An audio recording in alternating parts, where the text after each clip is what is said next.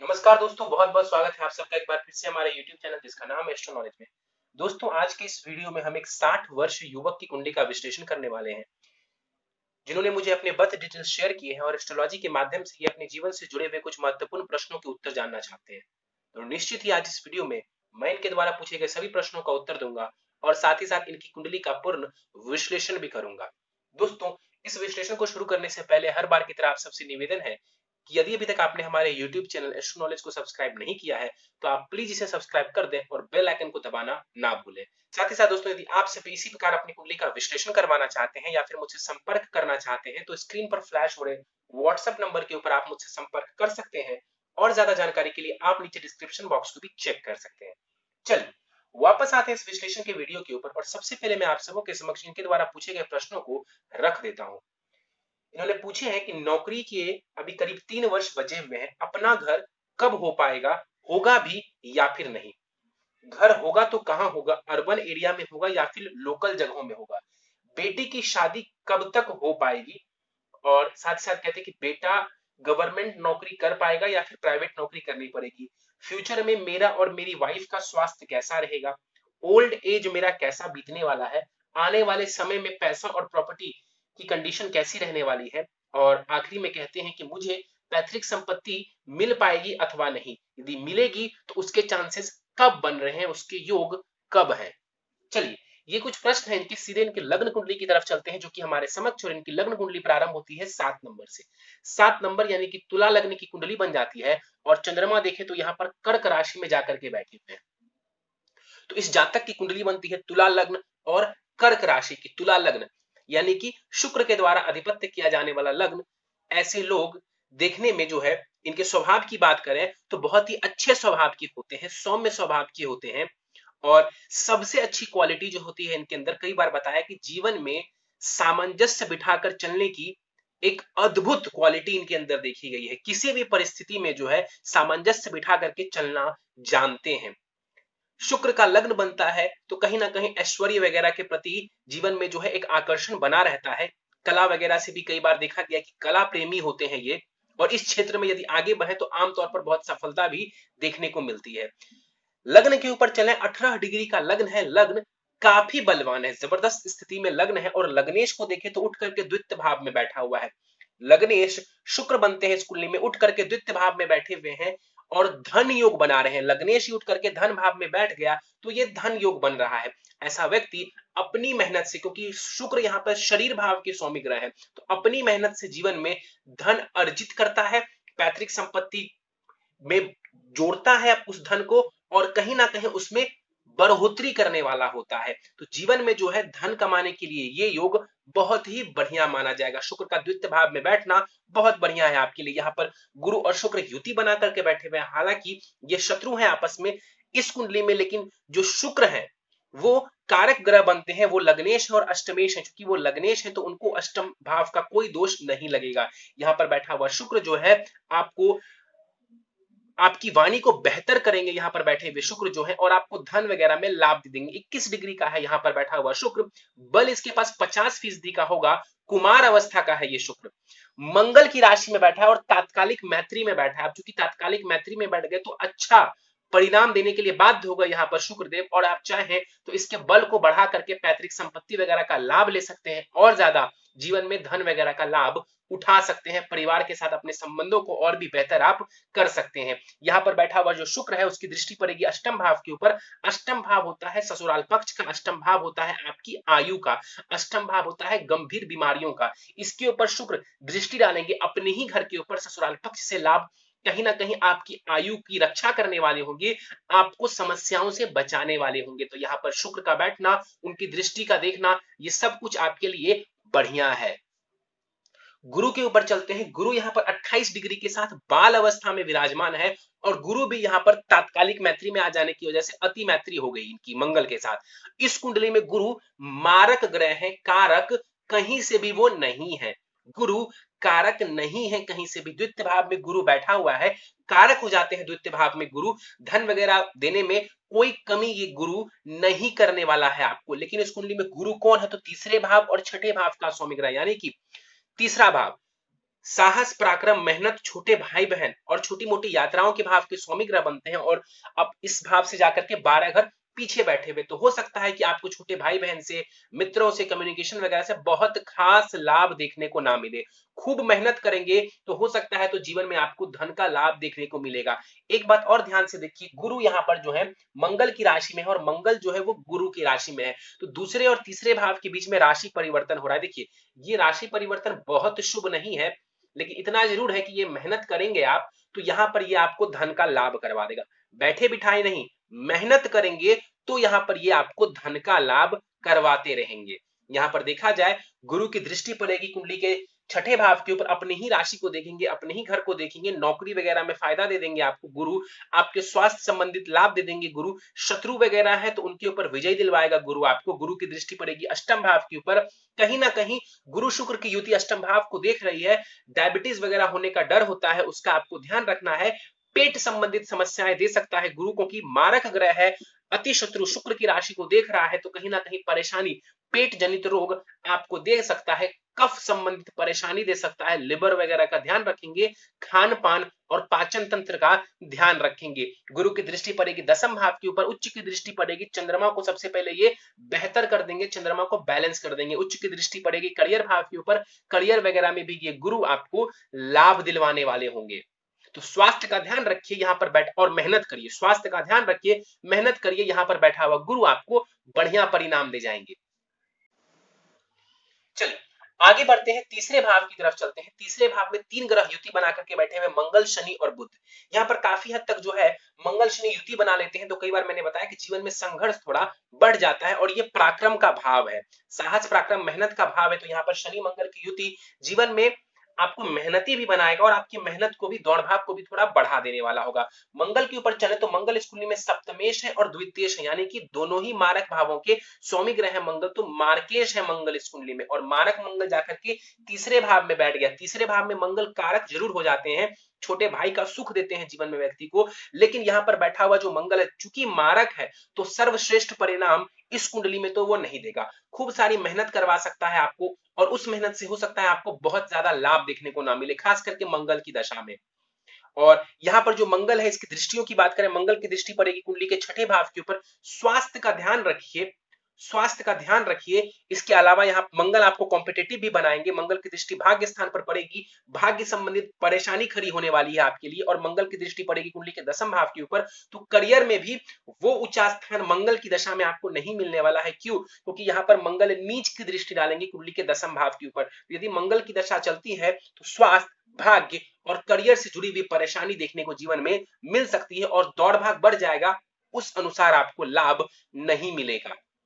7 degree का मंगल है, बल करीब इसके पास 50% के आसपास देखा जाएगा। 17 डिग्री के शनि देव है यहाँ पर, तीसरे भाव में बैठे हुए। शनि भी बताया है तीसरे भाव में कारक हो जाते हैं। शनि इस कुंडली में कौन है? तो सुखेश है और साथ ही साथ वो पंचमेश है। तुला लग्न की कुंडली में शनि देव जो है वो सबसे ज्यादा योग कारक ग्रह की श्रेणी में आते हैं और यहाँ पर जो शनि है वो तीसरे भाव में जाकर के बैठे हुए। देखिए, सबसे पहले तो चतुर्थ भाव से शनिदेव ने द्विद्वादश का दोष बना लिया, मतलब इसी घर से 12 घर वो पीछे चले गए। अब चतुर्थ भाव क्या होता है? तो ये होता है माता से सुख, मकान का सुख, वाहन का सुख, प्रॉपर्टी का सुख। तो यहां पर से जब द्विद्वादश का दोष बना तो कहीं ना कहीं प्रॉपर्टी वगैरह से जुड़ी हुई थोड़ी परेशानी या उसको बनाने संबंधित थोड़ी परेशानी, और आपने प्रश्न भी पूछा है तो निश्चित रूप से उसकी परेशानी का कारण यही है कि आप अपने शनि को देख लीजिए, इस घर से चतुर्थ भाव से जो है द्विद्वादश का दोष बना करके बैठा हुआ है। 17 डिग्री का शनि है और आपको नजर आ रहा होगा मैंने सी लिखा हुआ है। सी का मतलब है कि ये शनिदेव जो है ये कंबशन में है, ये शनिदेव अस्त के हैं। तो यहां पर शनिदेव तीसरे भाव में अस्त का हुआ है तो पावर थोड़ी कम हो जाएगी। इस कुंडली में शनि सबसे योग कारक ग्रह है, मैंने जस्ट आपको अभी बताया। तो यहां पर शनिदेव संतान संबंधित सुख में भी थोड़ी परेशानी खड़ी करेंगे और मंगल के साथ बैठा हुआ है तो संघर्ष योग भी बन जाएगा। तो शनि को आप चाहे तो इसकी रेमेडीज वगैरह करके, उपाय वगैरह करके आप इसके पावर को, इसके बल को बढ़ा सकते हैं और इसके बल को बढ़ाने से आपको प्रॉपर्टी का सुख मिल जाएगा और कहीं ना कहीं संतान संबंधित सुख भी जीवन में देखने को निश्चित रूप से मिलेगा। शनि की दृष्टि प्रभावी नहीं होगी क्योंकि शनिदेव यहाँ पर अस्त के हैं। बुध यहाँ पर देखा जाए 22 डिग्री का बुध है, बुध भी यहाँ पर अस्त है, लेकिन कई बार बताया है कि बुध अस्त होते हैं फिर भी ये रिजल्ट दे सकते हैं।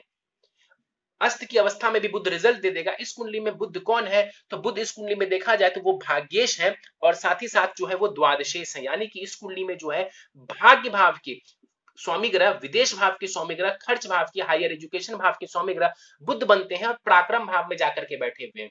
देखिए इस कुंडली में जो तीन तीन ग्रह पराक्रम भाव में, साहस पराक्रम के भाव में, मेहनत के भाव में बैठा हुआ है, ये बात बताने के लिए काफी है कि जीवन में आपको मेहनत ज्यादा करनी पड़ेगी और आपने किया भी होगा। आप 60 वर्ष के हैं और मुझे पूरी उम्मीद है कि मैं जो बात कह रहा हूं आप इससे इत्तेफाक रखेंगे कि मेहनत, ये कुंडली मेहनत करने वाली है। मेहनत आप बहुत करना पड़ेगा, तब जाकर के जीवन में आपको चीजें मिलेंगी, क्योंकि जो भाग्य भाव का स्वामी ग्रह है ना, वो भी मेहनत के भाव में जाकर के बैठा हुआ है। तो मेहनत करिए, तब जाकर के जीवन में आपको सुख वगैरह देखने को जरूर मिलेगा। यहाँ पर ऐसा नहीं है कि बुध खराब स्थिति में है, गुरु की राशि में है, तात्कालिक मैत्री में है, बस ये बुध चाहते हैं कि आप मेहनत करें और मेहनत के बाद आपको ये सभी सुख देने वाले हैं। विदेश वगैरह की यात्रा करना चाहते हैं वो भी आप कर सकते हैं, उसमें भी कोई परेशानी नहीं है। आगे बढ़ते हैं, सूर्य के ऊपर चलते हैं।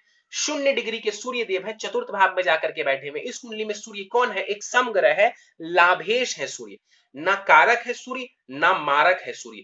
तो यहां पर लाभेश है सूर्य जाकर के चतुर्थ भाव में, प्रॉपर्टी भाव में जाकर के शनि की राशि में बैठे हुए, लेकिन 0 डिग्री के हैं। सूर्य 0 डिग्री के हैं, तात्कालिक मैत्री में जरूर है शनि के साथ, तो बहुत खराब रिजल्ट नहीं दे रहे हैं आपको, लेकिन 0 डिग्री का सूर्य है तो बल नहीं है सूर्य के पास बहुत ही ज्यादा। यहाँ पर जो बैठा हुआ सूर्य है, ये चाहेंगे कि आपको जीवन में सरकारी नौकरी मिले। क्यों? क्योंकि यहाँ पर सूर्य की दृष्टि पड़ेगी कुंडली के दसम भाव के ऊपर, सरकारी नौकरी मिले आपको, कहीं ना कहीं ये आपको पिता से लाभ वगैरह करवाने की कोशिश करेंगे। माता के स्वास्थ्य का ध्यान रखने की आवश्यकता है, घर में कलह की स्थिति हो सकती है, उसका ध्यान रखने की आपको जरूरत है। माता के स्वास्थ्य में कमी करने वाला होगा ये सूर्य। प्रॉपर्टी वगैरह की जहां तक बात है, सूर्य के पास बहुत ज्यादा बल नहीं है। ऐसा बिल्कुल नहीं है कि सूर्य यहां पर आपको प्रॉपर्टी नहीं बनाने देंगे, बिल्कुल बनाने देंगे। शनि को आप बेहतर करिए, आप बहुत बढ़िया प्रॉपर्टी बना पाएंगे, लेकिन सूर्य के पास बल बहुत कम है। जब भी कोई ग्रह 29 डिग्री या 0 डिग्री पे होता है तो बल काफी कम हो जाता है ऐसे ग्रहों का। और यहां पर देखा जाए, ये जो सूर्य है ये बाल अवस्था के माने जाएंगे, क्योंकि एक सम राशि बनती है और इनकी दृष्टि भी दसम भाव के ऊपर जैसा पड़ेगी, थोड़ी बहुत भी अगर उसमें स्ट्रेंथ होगी तो वो सरकारी नौकरी में आपको सफलता दिलवाने वाले होंगे। आगे बढ़ते हैं, केतु के ऊपर चलते हैं। अब ध्यान से देखिए, केतु के ऊपर चलने से पहले कुंडली के पंचम भाव को देखिए। पीछे सूर्य है और आगे केतु है, बीच में है आपका पंचम भाव। पंचम भाव यानी कि शिक्षा, संतान, लव, रोमांस, उस भाव को लग गया यहाँ पर पाप कर्तरी का दोष। सूर्य भी पाप कर्तरी दोष लगाते हैं, तो यहाँ पर कुंडली के पंचम भाव को पाप कर्तरी दोष लगा, तो संतान सुख में और शिक्षा संबंधित थोड़ी सी परेशानी, या फिर आप ऐसा कह सकते हैं कि उसके सुखों में थोड़ी सी कमी ये देने वाला होगा। चलिए केतु के ऊपर चलते हैं। छठे भाव में केतु 4 डिग्री का विराजमान है, 25% का बलाबल है इस केतु के पास, और केतु छठे भाव में जो बैठे हुए हैं कैसा रिजल्ट देंगे, तो देखिए केतु छठे भाव में है, किसकी राशि में है, तो गुरु की राशि में है, और गुरु द्वितीय भाव में बैठे हुए हैं। मारक ग्रह है गुरु, द्वितीय भाव में बैठे हुए हैं, लेकिन अच्छी बात यह है कि गुरु की दृष्टि कुंडली के छठे भाव के ऊपर पड़ रही है, तो वो केतु को बहुत खराब रिजल्ट नहीं देने देंगे। वैसे भी केतु गुरु की राशि में बढ़िया परिणाम देते हैं, और तो और कई बार बताया है कि छठे भाव में राहु केतु जैसे ग्रह कारक हो जाते हैं, तो छठे भाव में बैठा हुआ केतु आपके शत्रुओं का नाश करने वाला होगा, आपके कॉम्पिटिटर्स को हराने वाला होगा, ये आपको जीत दिलवाएगा। कोई षड्यंत्र आपके खिलाफ रचता है, मैं क्यों कह रहा हूं षड्यंत्र, क्योंकि राहु की दृष्टि भी यहां पर पड़ेगी, तो उसमें भी ये जो केतु यहां बैठे हुए और गुरु की दृष्टि आपको लाभ करवाने वाली होगी। केतु की दृष्टि पड़ेगी कुंडली के दसम भाव के ऊपर, जॉब संबंधित थोड़ी सी परेशानी, थोड़ी सी टेंशन आपको दे सकते हैं। चंद्रमा को देखेगा, मन को भटकाएगा, मन को पीड़ित करेगा। केतु की दृष्टि पड़ेगी कुंडली के 12वें घर के ऊपर, बेफिजूल का खर्च करवा सकता है केतु आपसे, और केतु की दृष्टि पड़ेगी द्वितीय भाव के ऊपर, तो यहां पर उच्च की दृष्टि पड़ेगी, जॉब वगैरह से आप धन का लाभ ले पाएंगे।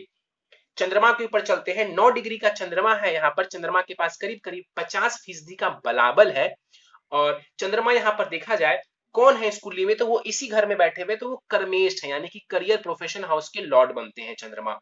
और यहां पर देखा जाए तो चंद्रमा भी एक सम ग्रह कहलाएंगे, ना मारक कहलाएंगे ना ही कारक कहलाएंगे, लेकिन केंद्र स्थान के स्वामी ग्रह हैं, तो एक कहीं ना कहीं इनकी इंपॉर्टेंस, इनकी वैल्यू बढ़ जाएगी। दसम भाव में चंद्रमा बैठा हुआ है, सरकारी नौकरी वगैरह से जुड़ने के लिए बढ़िया स्थिति है।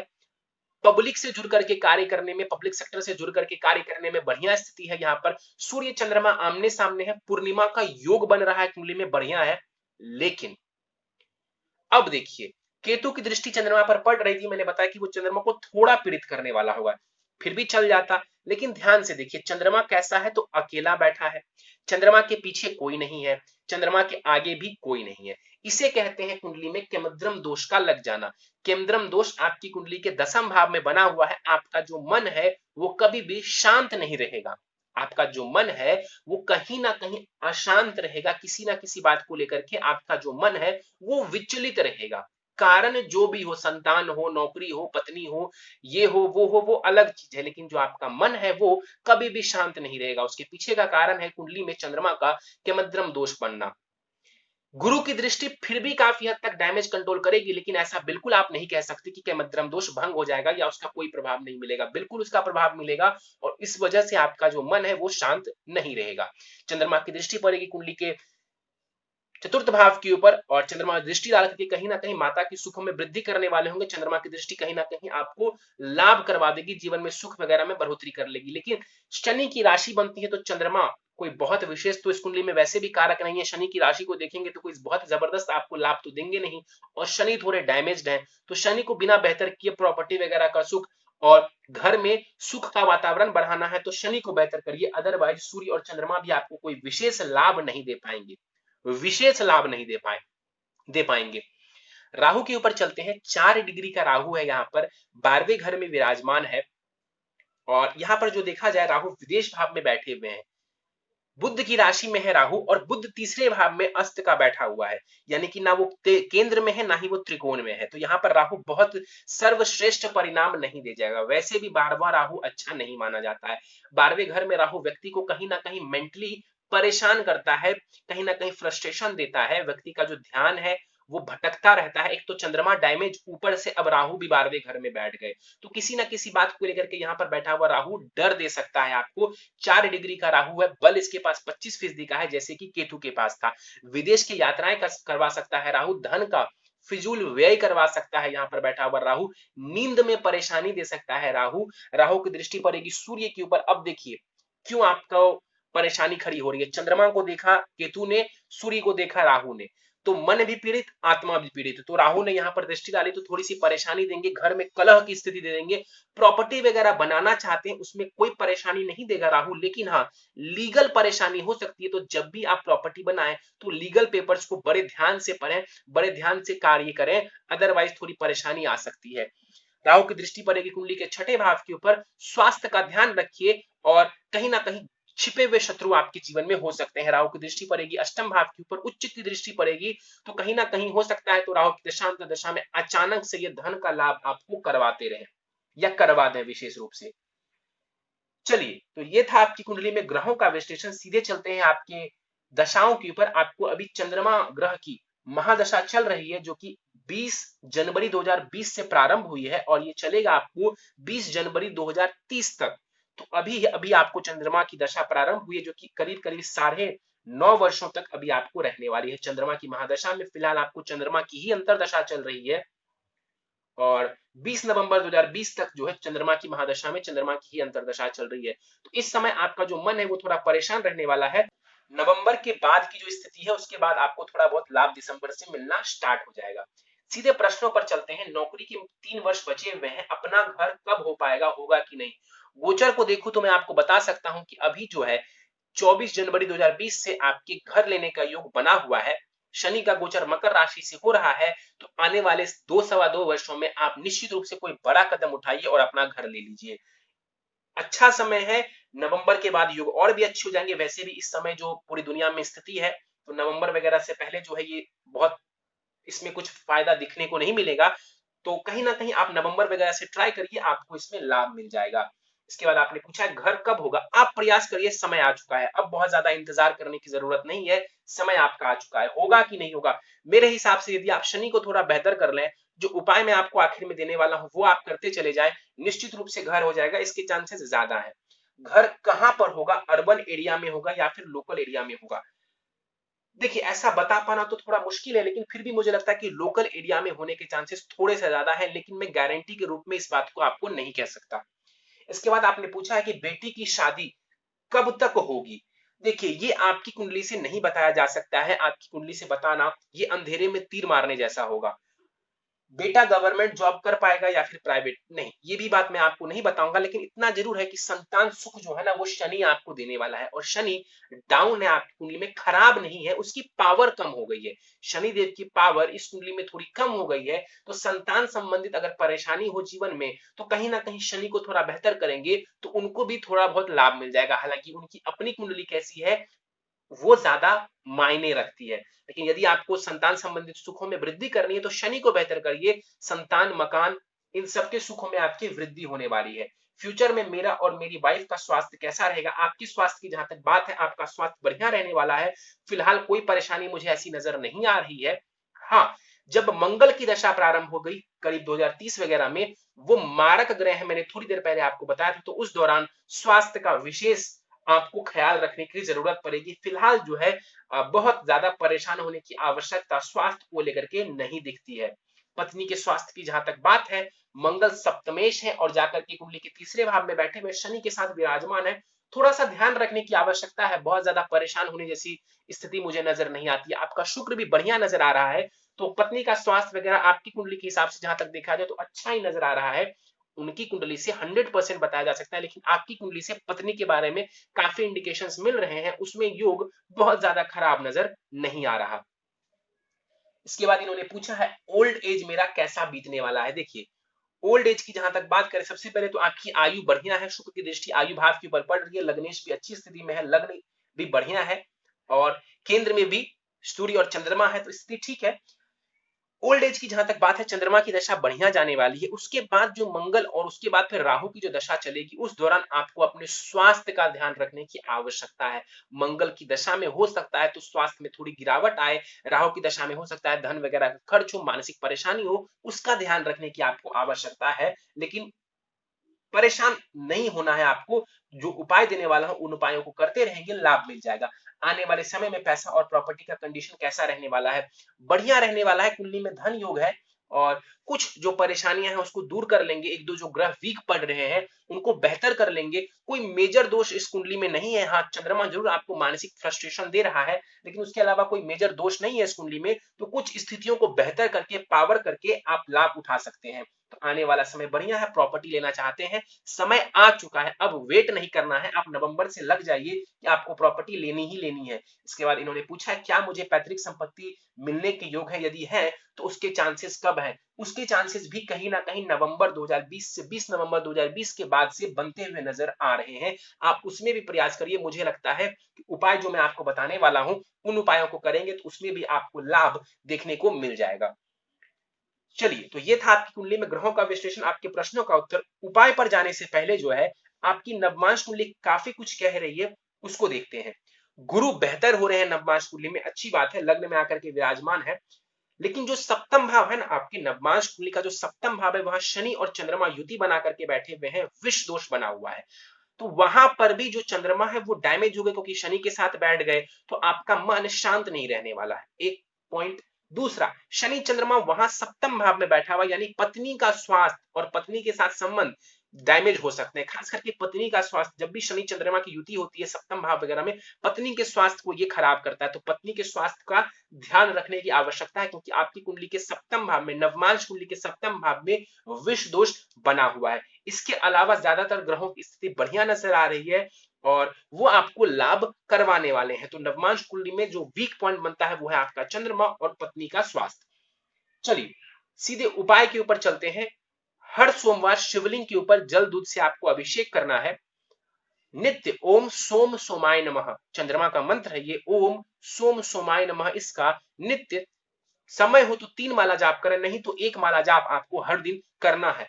वैसे तो आपके मद्रम दोष निवारण पूजा भी करवा सकते हैं उसकी, लेकिन बहुत ज्यादा जरूरत नहीं है। यदि आप यही 2 उपाय करते हैं तो आपका चंद्रमा दिन ब दिन बेहतर होता चला जाएगा। नित्य हनुमान चालीसा और बजरंग बाण का आपको पाठ करना है। शनि भी बेहतर रिजल्ट देंगे, मंगल भी बेहतर होते चले जाएंगे। नित्य ओम शन शनिश्चराय नमः, इस मंत्र का 3 माला जाप करेंगे 1 वर्ष तक, उसके बाद 1 माला नित्य करेंगे आप। नित्य भगवान सूर्य को अर्घ्य दें, बहुत लाभ मिलेगा आपको। और आखिरी उपाय है ओपल रत्न आता है, आप ओपल रत्न धारण करिए, इससे जीवन में आपको बहुत पॉजिटिविटी देखने को मिलेगी। करीब 9 रत्ती का ओपल, 9 सवा 9 रत्ती का ओपल चांदी की अंगूठी में जड़वा करके शुक्ल पक्ष के शुक्रवार की प्रातः काल को दाहिने हाथ की प्रथम उंगली इंडेक्स फिंगर में आपको धारण करना है। इससे कहीं ना कहीं आपका स्वास्थ्य भी बेहतर होगा, धन वगैरह की स्थिति बेहतर होगी, पैतृक संपत्ति वगैरह में भी आपको लाभ मिलेगा और आपको जीवन में सुख में वृद्धि हो जाएगी, जीवन के सुखों में भी आपको वृद्धि देखने को मिल जाएगी। चलिए, तो दोस्तों ये था इस 60 वर्ष युवक की कुंडली का विश्लेषण। मुझे उम्मीद है कि आपको हमारा यह कुंडली विश्लेषण का वीडियो पसंद आया होगा। यदि वीडियो पसंद आया तो आप इसे लाइक करें, शेयर करें। अभी तक आपने हमारा YouTube channel astro knowledge subscribe नहीं किया है तो आप प्लीज इसे सब्सक्राइब कर दें और बेल आइकन को दबाना ना भूलें। साथ ही साथ दोस्तों, यदि आप सब इसी प्रकार अपनी कुंडली का विश्लेषण करवाना चाहते हैं या फिर मुझसे संपर्क करना चाहते हैं तो स्क्रीन पर फ्लैश हो रहे व्हाट्सएप नंबर के ऊपर आप मुझसे संपर्क कर सकते हैं और ज्यादा जानकारी के लिए आप नीचे डिस्क्रिप्शन बॉक्स को भी चेक कर सकते हैं। इस वीडियो में फिलहाल इतना ही दोस्तों, आप सबका बहुत बहुत धन्यवाद।